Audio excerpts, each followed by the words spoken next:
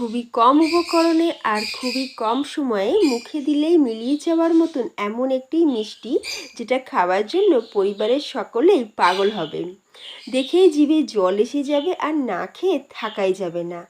আজ নিয়ে এসেছি এমনই একটি মিষ্টি রেসিপি যেটা খেতে যতটাই টেস্টি, বানানো ঠিক ততটাই সহজ। নমস্কার দর্শক বন্ধু, আমি রমা, বেঙ্গলি রন্ধনশালা চ্যানেলে আপনাদের সকলকে স্বাগত। আমার আপনার সবার প্রিয় বেঙ্গলি রন্ধনশালা চ্যানেলটিকে সাবস্ক্রাইব করে পাশে থাকা বেল বাটন আর অল আইকন প্রেস করে রাখলে আমার সমস্ত ভিডিওর আপলোডের নোটিফিকেশান সবার প্রথমে আপনাদের কাছে পৌঁছে যাবে। আজকের এই ভিডিও চলাকালীন থাকবে কিচেন রিলেটেড দুর্দান্ত একটা টিপস। আর দেরি না করে তাহলে চলুন দেখে নেওয়া যাক এই রস ভরা দারুণ সুপার টেস্টি মিষ্টি রেসিপিটি।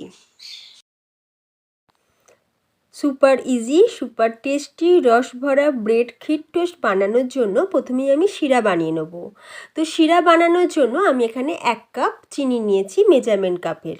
তো চিনিটা আমি ফ্রাই প্যানের মধ্যে দিয়ে দিলাম। এখন দিয়ে দিচ্ছি আমি সেই মেজারমেন্ট কাপেরই 1/2 কাপ জল। জল আর চিনি দিয়ে খুব ভালো করে একটু মিশিয়ে নেব। দেখুন বন্ধুরা, চিনিটা কিন্তু মেল্ট হওয়া শুরু হয়ে গেছে আর খুব ভালোভাবে ফুটেও উঠেছে।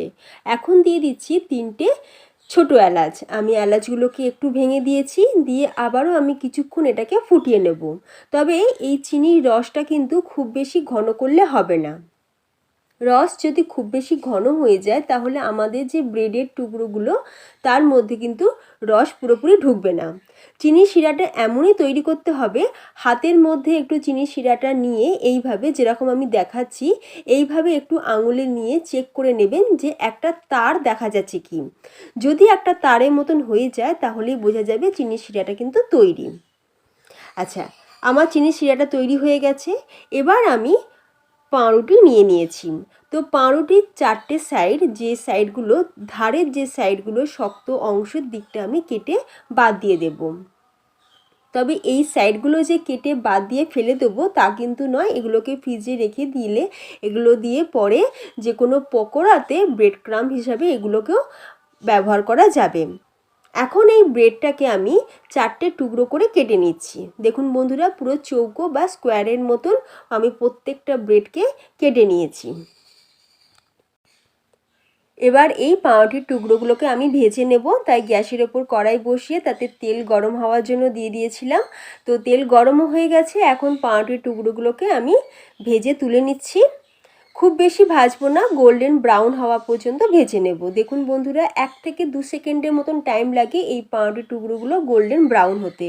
সবকটা পাউরুটির টুকরো কিন্তু আমার ভাজা হয়ে গেছে।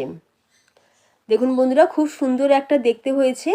এবার এই পাউরুটির টুকরোগুলোকে আমি যে চিনি শিরাটা বানিয়ে রেখেছিলাম তার মধ্যে দিয়ে দেব। সবগুলো একসাথে দেব না, কিছুটা প্রথমে দেব। দুটো সাইড ভালো করে উল্টে পাল্টে নিয়ে এগুলোকে তুলে নিয়ে আবারও আমি বাকি যে পাউরুটির টুকরোগুলো রয়েছে সেগুলোকেও দিয়ে দেব। দেখুন বন্ধুরা, এগুলোকে আমি প্রথমে আগে উল্টে পাল্টে নিচ্ছি। বেশিক্ষণ রসের মধ্যে কিন্তু দিয়ে রাখা যাবে না, তাহলে এই যে ক্রাঞ্চি ব্যাপারটা সেটা কিন্তু পুরোপুরি নষ্ট হয়ে যাবে। দেখুন বন্ধুরা, চিনির শিরাটা আমি প্রথমেই বানিয়ে রেখেছিলাম বলে শিরাটা এখন পুরোপুরি ঠান্ডা, যার ফলে পাউরুটিগুলোকে আমি 3 থেকে 4 সেকেন্ড চিনির শিরার মধ্যে দিয়ে রাখতে পারছি। যদি চিনির শিরাটা গরম থাকতো তাহলে পাউরুটিগুলো দেওয়ার সাথে সাথেই পুরো চিনির শিরা কিন্তু এটা অ্যাবজর্ব করে নিত পাউরুটি, যার ফলে চিনির শিরাটাকে প্রথমেই বানিয়ে রাখতে হবে। গরম চিনির শিরা থাকলে তাতে পাউরুটি দেওয়া যাবে না। 3-4 সেকেন্ডের মতন রসের মধ্যে রেখে এই পাউরুটিগুলোকে আমি এবার তুলে নিচ্ছি। এবার বাকি যে পাউরুটির টুকরোগুলো আছে সেগুলোকেও এই রসের মধ্যে আমি দিয়ে সেগুলোকেও তুলে নেব। তো দেখুন বন্ধুরা, সবকটা পাউরুটির টুকরো রস থেকে তোলা হয়ে গেছে। এবার এক্সট্রা যে রস যেটা ছিল ফ্রাই প্যানের মধ্যে সেটাকে আমি একটা ছোট বোলের মধ্যে ঢেলে রাখলাম। এটাও আমি পরে কাজে লাগিয়ে নেব। এবার আমি গ্যাসের ওপর কড়াই বসিয়েছি, কিন্তু গ্যাস এখন আমি অন করিনি। তাতে দিয়ে দিচ্ছি আমি 1 কাপ আর 1/2 কাপ, টোটাল 1.5 কাপ আমি দুধ কড়াইয়ের মধ্যে দিচ্ছি। আচ্ছা, দুধটা আপনারা আগে থাকতে ফুটিয়েও রাখতে পারেন বা না ফুটিয়েও রাখতে পারেন, কোনো অসুবিধা নেই। তো এখন এবার এই দুধের মধ্যে আমি দিয়ে দিচ্ছি মিল্ক পাউডার, গুঁড়ো দুধ দিয়ে দিলাম 5 টেবিল চামচ। 10 টাকার যে দুধের প্যাকেট সেই 2 প্যাকেট দুধ আমি ব্যবহার করেছি। আর গ্যাসের ফ্লেমটাকে অন করে দিয়ে খুব ভালো করে আমি এই দুধটাকে ফুটিয়ে নেব। আপনারা চাইলে এটা টোটালি লিকুইড দুধ দিয়েও করতে পারেন, তবে গুঁড়ো দুধ দিলে কি হয়, টেস্টও ডিফারেন্ট আসে, প্লাস টেক্সচারটা খুব তাড়াতাড়ি ঘন হয়ে যায়। দুধটা কিন্তু খুব ভালোভাবে ফুটে উঠেছে। এবার দিয়ে দিচ্ছি আমি চিনির শিরাটা, যেটা আমি তুলে রেখেছিলাম। সেই চিনির শিরাটা আমি একটা ছাঁকনির মধ্যে ছেঁকে নিয়ে দুধের মধ্যে দিয়ে দিচ্ছি। ছেঁকে নিচ্ছি একটাই কারণ এই চিনির রসটার মধ্যে কিন্তু অনেক পাউরুটি ছোটো ছোটো টুকরো ছিল, তাই আমি চিনির শিরাটাকে একটু ছেঁকে দুধের মধ্যে দিয়ে দিলাম। এবার আমি দুধটাকে খুব ভালো করে ফুটিয়ে এটাকে ঘন করে নেব। যদি আপনাদের বাড়িতে মাওয়া থাকে বা খোয়া ক্ষীর থাকে তাহলে আপনারা সেটাও কিন্তু এই পর্যায়ে দিয়ে দিতে পারেন। এবার দিয়ে দিলাম 1 চা চামচ পরিমাণে ঘি। ঘিটা দিলে কিন্তু স্মেলটা খুব ভালো আসে আর টেস্টও ভীষণ ভালো লাগে। দেখুন বন্ধুরা, দুধটা কিন্তু ফুটে বেশ অনেকটা ঘন হয়ে গেছে, আর আমি ঠিক 2 থেকে 3 মিনিট এটাকে আরেকটু ফুটিয়ে নেব। বেশ ঘন হয়ে গেছে। এবার আমি এটা একটা ছোট বোলের মধ্যে তুলে নিচ্ছি, তুলে আমি এটাকে ঠান্ডা করে নেব।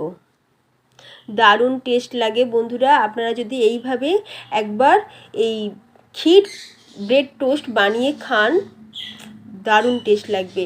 একবার খেলে কিন্তু আপনাদের মন ভরবে না, বারবার মনে হবে যেন এটাই বানাই। ক্ষীরটা ঠান্ডা হওয়ার জন্য আমি এটাকে সাইডে রেখে দিচ্ছি। ততক্ষণ আমি শেয়ার করছি আজকের টিপস। আজকের টিপস হচ্ছে, আটা বা ময়দা কন্টেনারের মধ্যে যদি কয়েক টুকরো তেজপাতা বা শুকনো লঙ্কা রেখে দেওয়া যায় তাহলে আটা বা ময়দার মধ্যে কিন্তু পোকা ধরে না। আচ্ছা, এবার যে রস ভরা যে ব্রেডগুলো আমরা বানিয়ে রেখেছিলাম সেই ব্রেডের একটা টুকরো নিয়ে তার ওপরে যে ক্ষীর বানিয়ে রেখেছিলাম সেই ক্ষীর দিয়ে আর একটা ব্রেড আমি ওপর থেকে চাপা দিয়ে দিচ্ছি। এইভাবে প্রতিটি ব্রেডকে বানিয়ে নিলেই তৈরি হয়ে যাবে রসে ভরা সুপার টেস্টি ব্রেড ক্ষীর টোস্ট। দারুণ টেস্ট হয়, একটা খেলে তো মন ভরবেই না, বারবার কিন্তু আপনাদের এটাই বানিয়ে খাওয়ার মন করবে। প্রতিটা ব্রেডকে আমি ঠিক এইভাবেই বানিয়ে নেব, আর সবকটা ব্রেড বানিয়ে নিয়ে আমি আপনাদের দেখাচ্ছি। তো দেখুন বন্ধুরা, সহজেই তৈরি হয়ে গেল কিন্তু একটা দারুণ সুপার টেস্টি মিষ্টির রেসিপি। আপনারা অবশ্যই বাড়িতে একবার ট্রাই করবেন, আর আপনাদের কেমন লাগলো সেটা আমাকে কমেন্ট করে জানাতে কিন্তু ভুলবেন না। যদি আজকের এই ভিডিও আপনাদের ভালো লাগে তো প্লিজ ভিডিওতে লাইক, কমেন্ট আর ভিডিওটা শেয়ার করুন আপনাদের ফ্রেন্ডস এবং ফ্যামিলির মধ্যে। তো বন্ধুরা, আজ এই পর্যন্তই। ভিডিওটি দেখার জন্য অসংখ্য ধন্যবাদ।